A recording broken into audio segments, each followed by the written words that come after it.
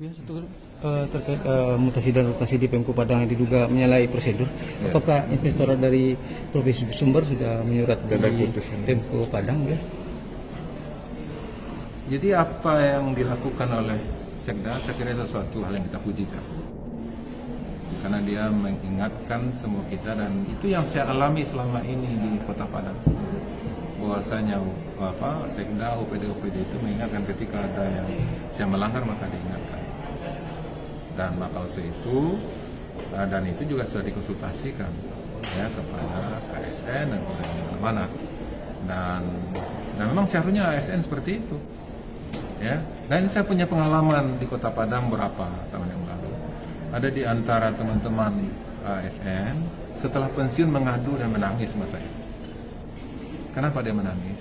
Karena setelah dia pensiun maka dia harus membayar. Kenapa? Karena keterlanjuran uang yang dia terima karena kesalahan prosedur, karena tidak mengikuti aturan-aturan yang ada. Akhirnya yang bersangkutan beberapa orang menemui saya minta tolong bantu. Ini masa saya pensiun saya harus bayar utang sampai ratusan juta. Kenapa? Karena ketika ada pelanggaran peraturan itu maka dia harus mengembalikan. Nah itu pensiunnya dipotong. Walaupun pada waktu itu wali kota sudah menyetujui, wali kota sebelumnya sudah menyetujui.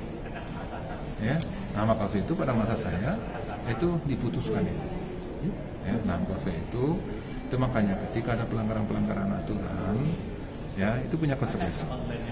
Apalagi kalau seandainya ada indikasi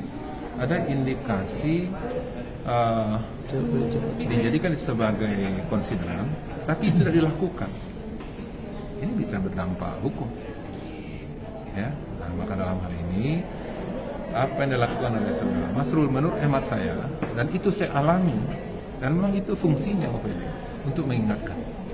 Ya, justru kalau seandainya ada sesuatu yang salah dan kemudian masih dibiarkan oleh OPD sebenarnya tidak tahu, justru itu saya berikan sanksi selama ini. Itu yang saya lakukan di Padang selama ini. Nah, maka itu ya, dan itulah fungsi daripada birokrasi. Mereka yang tahu dengan aturan. Kita kan, saya sebagai orang politik kan tidak banyak tahu aturan. Itu makanya saya kalau ada surat apa semacam, maka saya minta teliti dan syarat. Itu yang saya lakukan. Nah, bagaimana ini? Nah, mereka nanti berikan pertimbangan nanti ini aturan ini apa segala macamnya. Nah, di sana kita akan inilah ya. Itu makanya saya ingatkan kepada di mana saja, dan termasuk saya, termasuk perangkat-perangkat di provinsi, ya, ayo ikuti aturan yang ada, pedomani aturan-aturan yang ada, ya, karena salah satu itu akan ada konsekuensinya, ya, dan tidak bisa kita mengatakan, oh ini saya kan gubernur sekarang ini, maksud saya memutuskan, tidak, karena ada aturan-aturan yang mengatur kita. Saya sebagai gubernur juga ada yang mengatur. Maka itu bupati wali kota juga ada yang mengaturnya. Nah, tugas saya juga adalah memastikan sebagai gubernur, memastikan bupati wali kota itu mengikuti aturan-aturan yang ada. Ketika itu tidak diikuti, maka saya juga akan berikan teguran, juga akan berikan meluruskan, ya, juga akan berikan pembinaan terhadap itu. Dan itulah tugas gubernur sebagai wakil pemerintah pusat di daerah. Nah, ketika ada pelanggaran maka kita akan lakukan. Apakah gubernur bisa intervensi? Intervensi sudah dengan aturan. Bagaimana kebijakan inspektorat terhadap itu?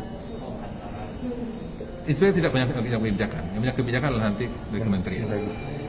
Kita akan melanjutkan. Ketika ada surat dari KSN, setelah itu kita lanjutkan.